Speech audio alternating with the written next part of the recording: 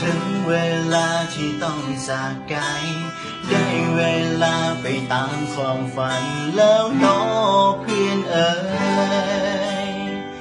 ต่างคนต่างมีหอยยิ้มให้กันในวันสุดท้ายต่างคนต่างอวยพรให้กันและกันโชคดีให้มีอนาคตที่สดใสเหลือไว้แต่ลายเส้นที่ประทานสลับกันฉันบ่รู้ว่าเป็นของใครต้องสร้างกันแล้วจบกันแล้วเพื่อนเอ๋ยทุกสิ่งที่เคยได้ยินหูมา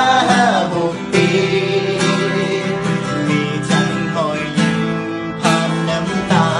ความสุขใจและความเสียใจเลยขอให้ลายเส้นเหล่านี้เป็นตัวแทนของคำว่าเพื่อน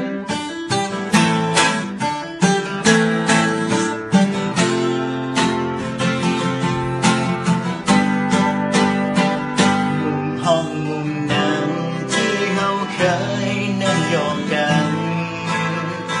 ฟ้าห้อง